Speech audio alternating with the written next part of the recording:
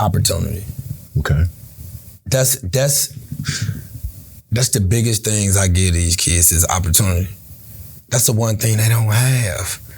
That's the one thing a kid cannot create on his own. This is a journey. Let me take you on a journey. There will still be The journey. The journey. New sheriff in town, and his name is The journey. Journey. This thing is bigger than Nino Brown. This is The journey. The journey. What is it that moved you? The journey. The journey. The journey. The Journey Initiative is being generously supported by TVA, the Tennessee Valley Authority. Welcome back to another episode of The Journey.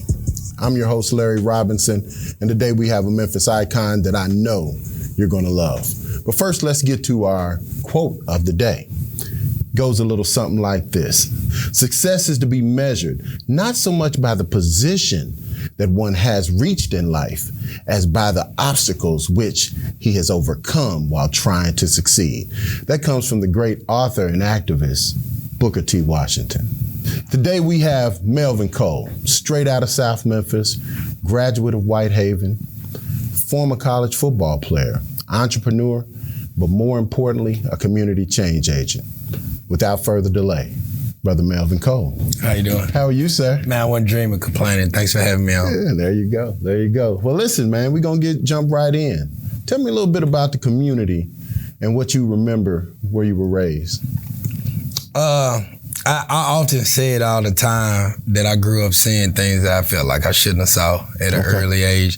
Just kind of growing up watching my uncles deal drugs, my grandma being on drugs as a heroin addict. Oh, wow. So at a young age, it's I kind of understood what it meant to be a predator and what it meant to be a prey. So I just kind of made up in my mind early that I was going to be a predator. Wait. Time out for a second. You mean to tell me at an early age, you were dealing with the drug game and having a grandmother? What about mother and father? And So the thing, it's funny that you say that because I sat back and I thought about that before. But so I had an older sister and she died when she was 4 and I was 2. Okay. And my parents didn't know how to cope with that. Okay. And that was my mom losing her daughter. Okay. And she kind of went into a heavy depression to kind of figure things out on her own. And that was the death of my dad's second child. Okay. So it kind of left me in a place where not on my own, but on my own emotionally, if that makes sense, because they was dealing with losing their daughter and they had their own issues to deal with. So it was basically everybody had their own issues to deal with. With my sister, appendix exploded and she actually died in the bed with my mom that night. Okay. So that my mom really never got over that. So that gave me a chance to kind of hang over this grandma's house and over this grandma's house and kind of go to this cousin and this cousin.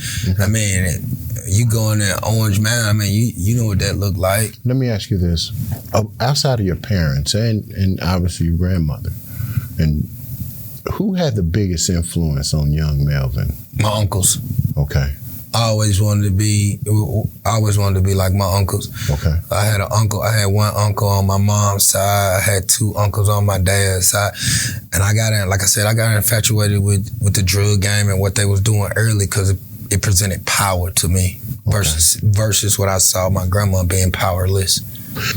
What decisions were being made during that time and a decision that you made as a young person that had lifelong impact? You know, it kind of allowed me to have a negative view on life because my whole thing was if somebody tore down my family, why can't I tear down yours? Right.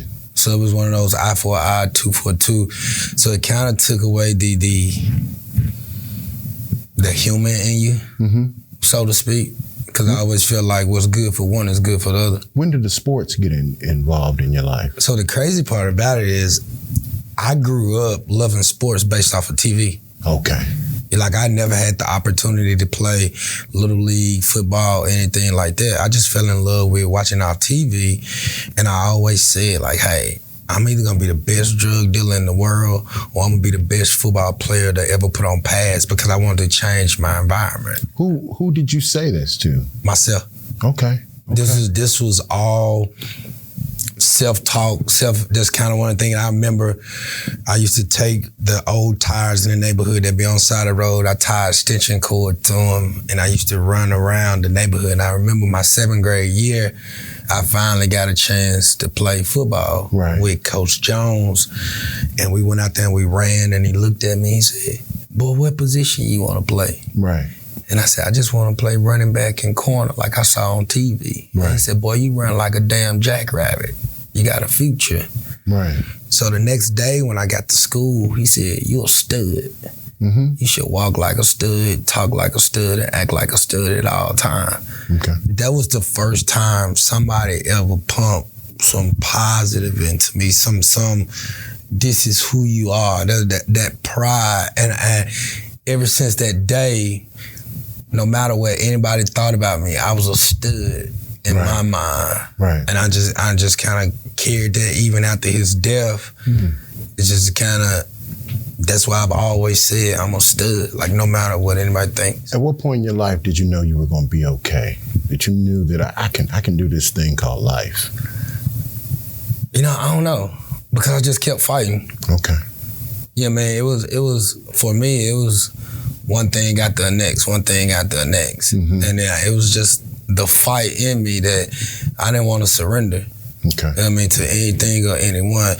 So it was just that, man, I'm going to do it. It was never a wavering. It was just one of those things that I knew I wanted better for myself. I didn't necessarily know how I was going to get there, but I knew cutting on the lights, seeing them roaches, my other grandma having rats telling us to make sure we wash our hands so they won't nib on our fingers. Like, I knew I didn't want that life. Right. And I knew I was going to do whatever it took not to have that life. Melvin, how different are you from the person you dreamed you would be as a kid? Totally. Totally? Okay. Totally. I mean, because this guy that you see, you can't dream that. Right. You know what I mean? I didn't have anything to kind of base it off of. Mine was simple. I just wanted to be the best drug dealer or the best football player. Wow. What's your why? Why you get up every day? Man, these kids, you know what I mean? When I go back and I look at my life and all the people that's giving up on me and jumped in and out of the car for whatever reason, whether they personal reasons, whether my mistakes, whether they didn't get what they want out of the deal, whatever the case may be. And God was the only one that stuck beside me the whole time. And all of this came from a pact with God. Right. And it's just all about keeping that pact with him. All right, so we're gonna talk about that pact, but I got one last question. And I'm wondering, at what point in your life did you realize that you were a black man? Dog. Hold on real quick. Listen, we're gonna be right back after this, but Brother Cole is gonna share with you when he realized he was a black man. Right after this, stay right there. This is The Journey on the Kazukian Network.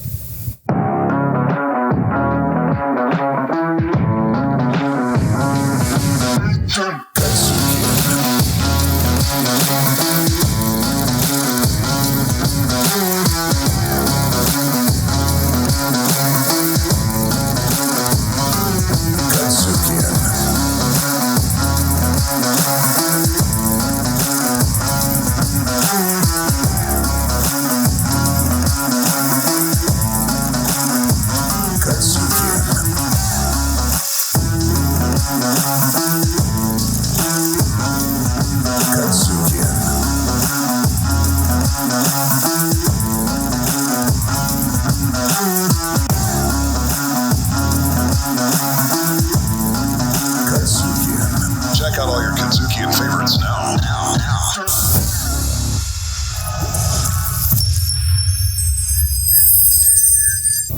Hold on to your seat.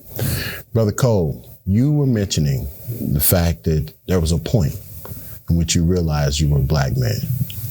Can you elaborate? Absolutely. You know, I'll be honest with you, that day changed my life. Really? Forever.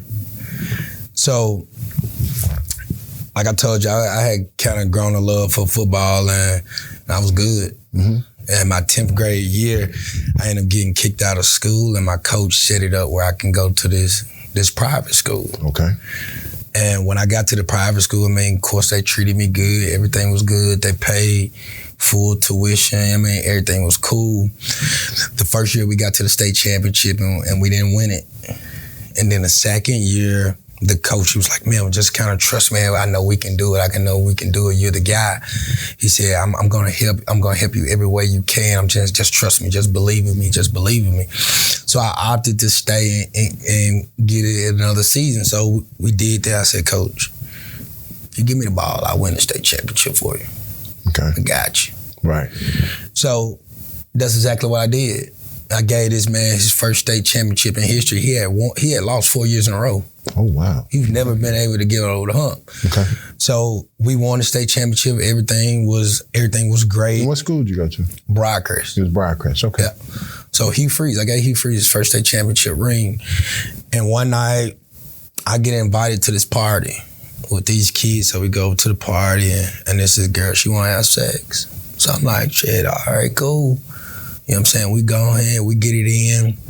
A couple kids bust open the door, you know what I mean? We young, we ain't stop. You know what I mean? We thinking it's a house party.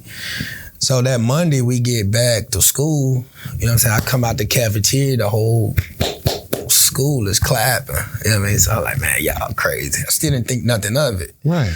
And so we go sit down, so Coach Freeze and the rest of them, they like, man, what was that all about? So, you know, me, I'm a lot of things, but a lion. One of them like, man, I guess they tripping about some sex that we had. So they were like, you did what? I was like, yeah, man, old girl, we getting her. He like, you know, that's against the rules. I'm like, against the rules? Like, nah, I got a baby. What you talking about? Like, premarital, like, you knew how I get down. What you talking about? And he said, Melvin, it's some things in life you just don't do.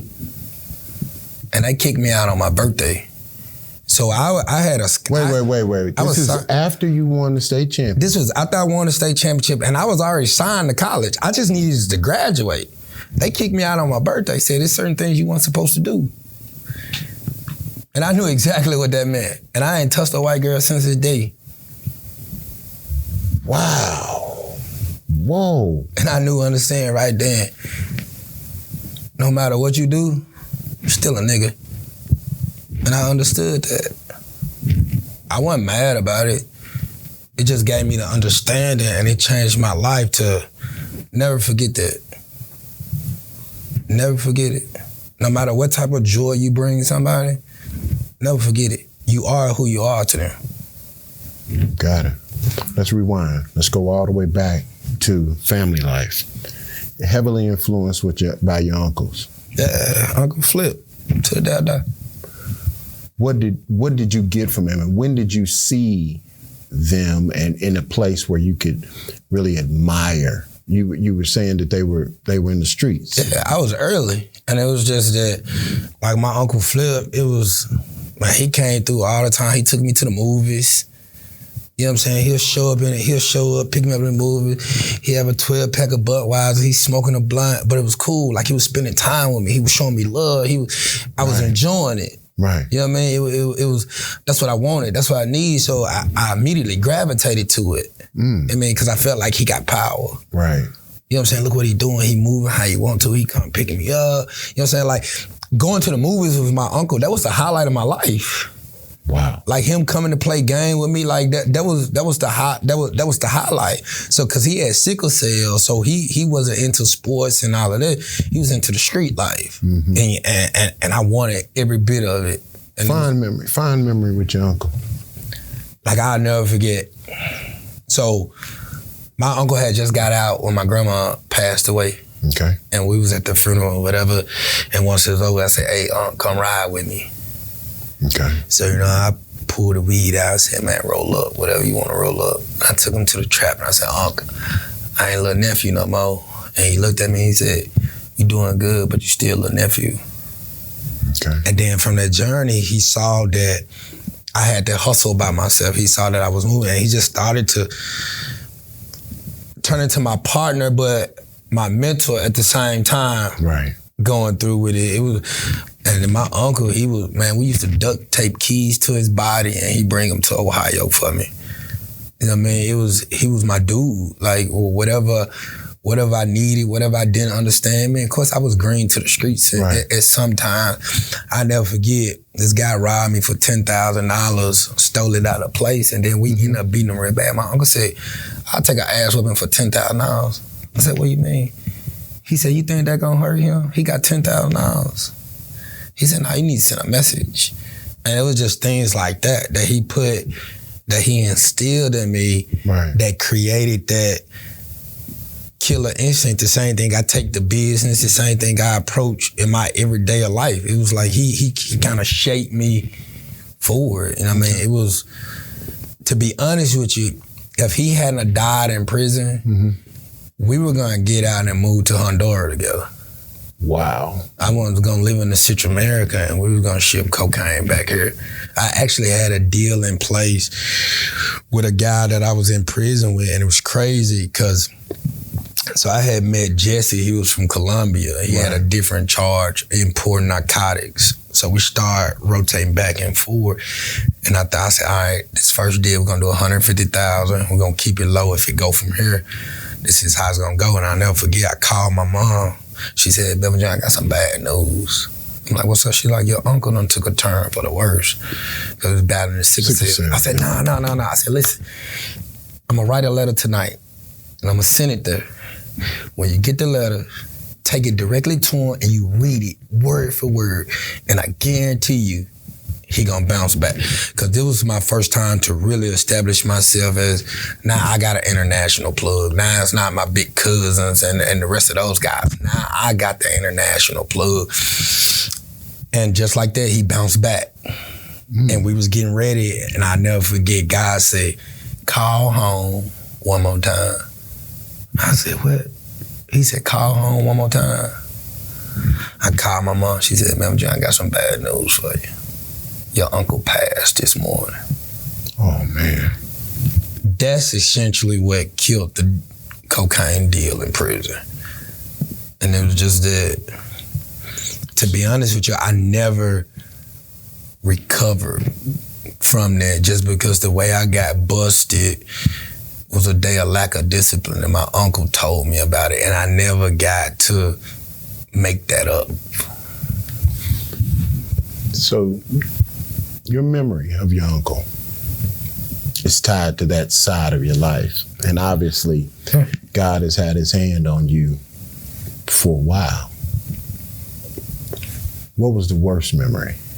If you told us a good memory, what was the worst memory you can remember in your young life? You know, the biggest thing that always stick out to me was, you remember when you go to school and you see them kids and you think to yourself, I want those shoes. Right. I want those clothes. I want some Jordans.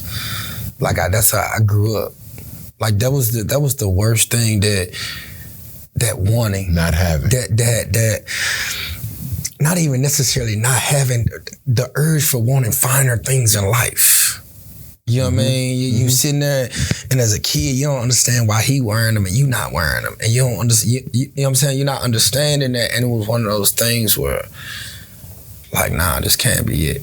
Tell me the day you got busted. You said lack of discipline. Man, that probably was the dumbest day of my life. Okay. So we was doing it two ways, where we would get drugs from Memphis, we would go from Dallas to Memphis, and we were using the Greyhound, and then sometime we'll have people drive. But this particular time, I had been hustling for like 2 weeks. I hadn't seen my girl. We've been going back and forth, all the above. So we go down in Texas. I ended up picking up 3 bricks. I was gonna drop one of them off in Memphis, boom. I was really just gonna take the other ones to my boy in Toledo. He was gonna go ahead and flip them, and I was gonna go ahead and get the real load. That was just something to kind of hold us over. And my girl, she just like, I gotta see. So I normally ride the bus all the way to the destination. And I got off the bus in Cincinnati. And I'll never forget this old woman, she says, you getting off here? And I said, yes, ma'am. She said, you sure?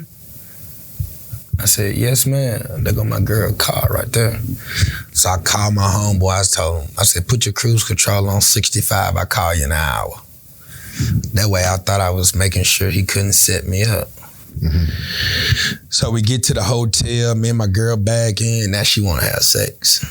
So now here I am, I'm fucking in the car with over $200,000 worth of cocaine. My guy get ready to pull up, all of a sudden the police car pulled down, block us in. We got to call 2 suspicious cars back here dumping trash. So you know me, I'm like, ain't no trash on the ground. Like, what you talking about? Mm-hmm. So he said, let me see your ID and registration. Obviously mine stuck out with the Tennessee. Mm-hmm. So he asked to search the truck. I said, no, sir. He asked again. I said, no, sir. He said, it won't take long. My partner said, it's a fucking Tahoe. It won't take that long. Please step out the car. So I'm thinking, I'm like, damn, should I run? But if I run, I leave them here. They gonna do them snitch on me. Right. So fuck it, I gotta eat it. You know what I'm saying? We gotta get the lawyer and we just gotta beat it. I told him he couldn't search the truck. Right. He pulled the first brick out. He was like, who was this? I'm like, shit, I don't know, you put it there. He pulled the second brick out, like, all right, dude, cool, that's mine. Take me down. They don't know nothing. She don't know, let's go ahead and get this show over the road. Hold on, I don't want to get there because I want to get to the good part. Because the whole thing is we want to show the flip. Right. Because that is what I want these young people that might be watching you right now to really gain from this. Is you made a mistake. Absolutely. When did it change? What was that pact with God? Reality. That made you go, this is the moment I'm going to change my life. Reality. So the thing about it is, my uncles, my cousins, everybody, they told me everything about the drug gang besides the ABs. What's the ABs? The Aryan Brotherhood. Oh, wow. So when I'm walking back from my cell, these ABs is giving it to this young boy. It's like 6-on-1. He's screaming, blood gushing. So you know what I mean? What you mean giving it to him? Beating him up? Nah, they ran him in him. They going in him. They treating him like a woman. Raping him? Yeah, they in his mouth. They in his butt. They getting it to him. Oh. Real deal. Them white boys you see with that spider web. Right. Man, they don't play. You get one of them, you better come for a party. You better come for a fight. Cause he gonna give you one. That's when I got to my cell, man. I dropped to my knees. I said, God, that can't happen to me. I won't be fit to live. I'ma kill them and then I'ma kill myself. God, if you save me from this right now, if you keep my virginity, when I get out, I commit my life to saving every young man that look like me in my city. But that can't happen to me. Wow. I told God right then, that can't happen to me. I know who I am as a man. That can't happen to me. I'm killing all of them, and then I'm killing myself at the end because I ain't fit to live. What did God say? I'm a virgin.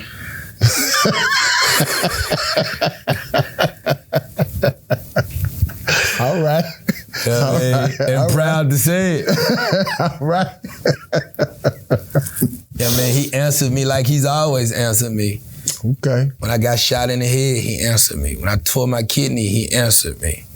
When my coach died in the 7th grade, he answered me. He did the same thing he been doing my whole life. The difference was I was able to acknowledge that he answered me.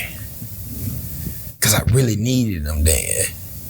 The rest of the stuff, but seeing that, like that's the stuff you don't hear in the rap songs. Right. That's the stuff your uncle don't talk about. That's the stuff your homeboys don't talk about. So when you see it, you don't know how you will respond. You don't know what you'll do. Because the reality is, if these white boys get a hold of you, can't do shit but hope they hurry up. That's the reality. When he's 6'5", he's 6'4", he's 6'3", and all of them got life sentence. Man, you can't do nothing but hope they hurry up. So the only person that can get you out that situation is God. I knew that. I know that. Wow. That's what changed everything for me. Okay, so you get out. What are you doing for these young men, these young boys? Tell us what has Memphis given you to help change the lives of the young men in your community? Opportunity. Okay. That's That's the biggest things I give these kids is opportunity. That's the one thing they don't have. That's the one thing a kid cannot create on his own. He can't create opportunity. Me and you sitting here because of opportunity, because we took advantage of opportunity. Right. But the kid that's in Memphis that's living in double the national average of poverty, double the national average of food hardship, what's his opportunity? Robbing me and you? Robbing this white boy in the suit? So if we don't provide an opportunity for him, he has none. Yeah, you get 1 out of 10 million that make it out the hood and go to Harvard, cool. But I'm talking about them guys that's me. That pain that runs so deep, it keep you up at night. I'm talking about them guys. I ain't talking about them Harvard guys. Them Harvard guys good. Mm-hmm. I'm talking about them kids that get molested. It's just by the grace of God. Mine was a girl cousin. But still, I still carried it up into chasing women. It still don't go away. So when you start looking at all that, man, you gotta give these kids opportunity. Or they just gonna put whatever they deem is a great opportunity to get them down the road. Quickly, tell us about PURE. And PURE is life. Okay. PURE stands for progressing on the restraints and the streams. Because that's what we do. That's why I tell my kids, under no circumstances can we stop, can we surrender. So PURE is a place where we provide a nurturing environment where a kid can reach their full potential in education, athletics, and character, just like anybody else. Right. I've been saying the same thing. What's the difference between Tyrone and Joey? The environment. Right. The nurturing environment. So at PURE, we give our kids a nurturing environment. We give them a high quality education. We put them around positive role models so they can see it, so they can touch it, and now that's their opportunity. Now they're able to take advantage of that opportunity and seize their opportunity. Now, you're talking to all the kids, except those that hear you all the time, right. PURE. Leave them with a Melvin Coleism. And you talk right in that camera and leave them with something that'll pierce their heart to know that they can do better and be better. I like to tell all the kids, your situation, it don't define you. The choices you made in life don't define you. Who your mom is, who your dad is, who your cousin is, it don't define you. I tell people all the time, tough times don't last, but tough people do. And it's just, I encourage everybody just to keep pushing, man. Keep pushing, keep God first, and you're gonna get a breakthrough. I mean, it ain't no other way. So that would be my thing is, don't let anything define you. Don't be a slave to anything. Not drugs, not your situation, nothing. Be in control of yourself and understand who you are. You talk to a brother who's been through it, who's seen the other side and made a pact with God, and here he is now living out that pact, being true to that pact. I ask you, make a pact with God. This has been The Journey. I'm your host, Larry Robinson. For our guest, Melvin Cole, next time. Thank you to our partners, the Delta Boulé and Tennessee Valley Authority. To hear more incredible stories like this, be sure to download the Kadzukian app from the App Store or Google Play. Or check out the Journey Memphis podcast on all your major podcast providers. Also, check us out on the Kadzukian Network.